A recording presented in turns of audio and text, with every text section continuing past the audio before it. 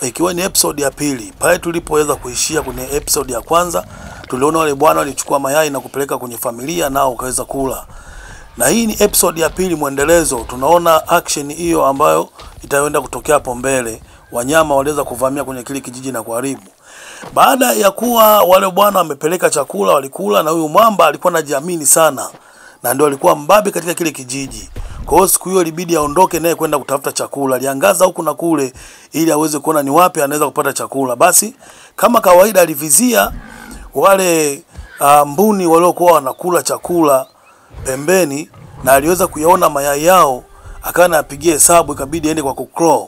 Kama tulivyoona kwenye episode ya kwanza, ni nyoyo alienda kwa kucrawl ili kusudi hao jamaa wasiweze kuona. Unajua jamaa ni warefu, kwa hiyo wakiwepo wameangalia juu, wamesimama waga waone chini vizuri.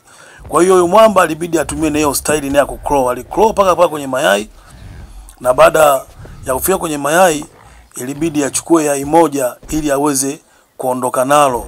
Tambua kwa ni kipindi cha njaa sana.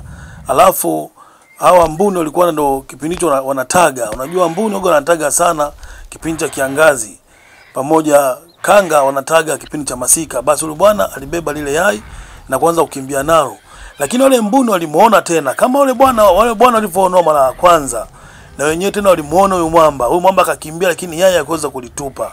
Ikabidi aondoke nalo tu chap akaenda pale sehemu yenye korongo ili aweze kujificha pale jamaa asiweze kumuona. Na alipofika kwenye korongo pale, basi alishuka kwenye korongo na kwanza kuporomoka chini mdogo mdogo pasipo kuliangusha lile yai, maana kwa ndo kitoo cha siku hiyo. Ilibidi aweze kuendelea moja kwa moja kutembea pembezoni mwa mawe ili aweze kufika sehemu husika, ili aweze kutembea kuelekea nyumbani kwake. Lakini katika mmoja mnyama alifika kwenye ile korongo, kaangalia pale. Kuna mnyama mmoja ni mnaa, huyo utamuona baadaye hapo. Huyo mnyama ni igo, ni mnaa kinyama. Alipomuona yule mwamba ametua, yule igo akapiga kelele ili kuwasanua wale. Baada ya hapo huyo wale mbuni wakaona kumbe ndio nani hapa, wakamuona anapoelekea. Wakawa hao mbuni wameenda kutanika kivyao, na yule mwamba alipeleka lile yai kwa familia yake. Na wenyewe walichukua lile yai, basi akaambiwa andae nyama pale. Unajua tena mambo ya madikodiko. Wakaandaa nyama, na yule mwamba akalichukua lile yai kaliweka pale juu ya jiwe, sababu yai ilikuwa ni kubwa, yani yai lile wanakula tu kibao. Basi aliligonga lile yai kulipasua ile mimine kwenye chungu. Akalibonda lile yai, akalivunja vizuri, akamimina kwenye chungu. Baada ya kumimina kwenye chungu, basi alianza kukoroga diko ili liendelee kuiva na watu wachape msosi.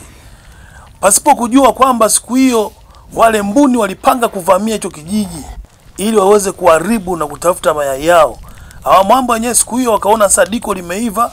Mwamba kama kawaida yake ndio alikuwa kiongozi, maana yeye ndo kalileta yai. Kwa hiyo lazima apike na wapakulie washikaji.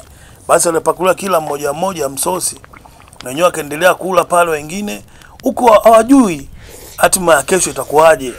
Basi walikula pale chakula. Baada ya kula walitulia pale, wakapiga stori mbili tatu, huku msosi ukiendelea kumezwa safi sana. Baada ya majira hayo tunaona kwamba kuna kundi kubwa sana lilikuwa linakuja, liko kwa spidi ya hatari, lilikuwa limeongozwa na mmoja wa wale mbuni. Wanaenda kuvamia kile kijiji, yani wamechafukwa, maana kila siku mayai yao yanaliwa. Wale mbuni walivamia kile kijiji, wakaanza kuharibu pale, wakavuruga sana, bomoa mno. Na walikuwa kitafuta mayai yao na kujua kwamba yule aliba nani. Na raia walipoona vile kabidi waanze kutimua mbio. Wakaanza kukimbia. Unajua jamani warefu hawa, lakini kama enda kwa dhamira kuharibu. Basi walibomoa nyumba zao, walikanyaga sana.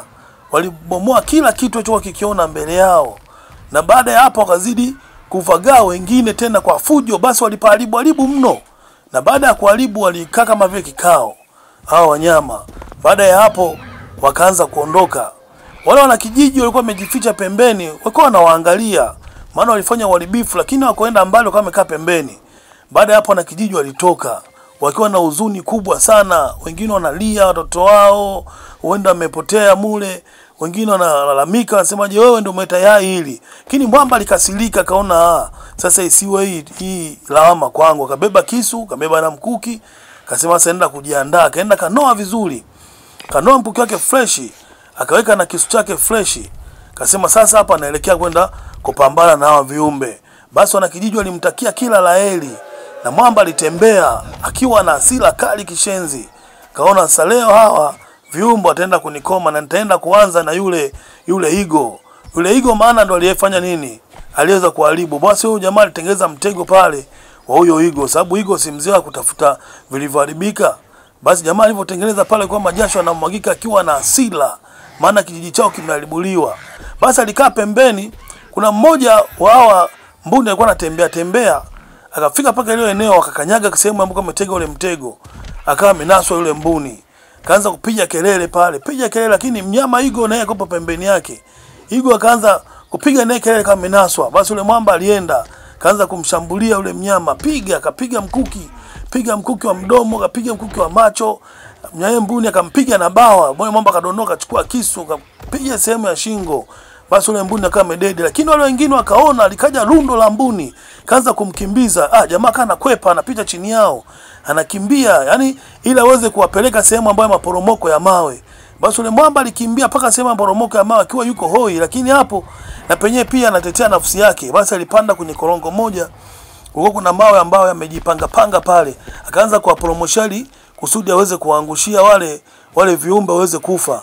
Basi alipanda kule juu kabisa, baadaye akawa amekaa, akawa anavuta pumzi, akaona hii ni kazi kubwa. Lakini baadaye akaamka, kaanza kuporomosha yale mawe makubwa, kadondosha yale mawe makubwa ili kuweza kuwasambaza. Ndugu mtazamaji, usikose katika episode ya 3 ambayo itakayoendelea wiki ijayo, Ijumaa kama ya leo, maana vigongo hivi vinakuja kila Ijumaa, unaweza kuvirusha.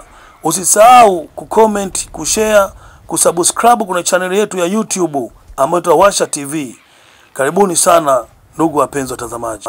Tunakuwa tuko live YouTube mara nyingi sana. Kwa hiyo kama unaona video umeiona iko nusu, njoo YouTube, ingia YouTube, andika Washa TV au Mwakajila OG TZ, utaweza kunikuta pale YouTube. Asante, karibuni sana.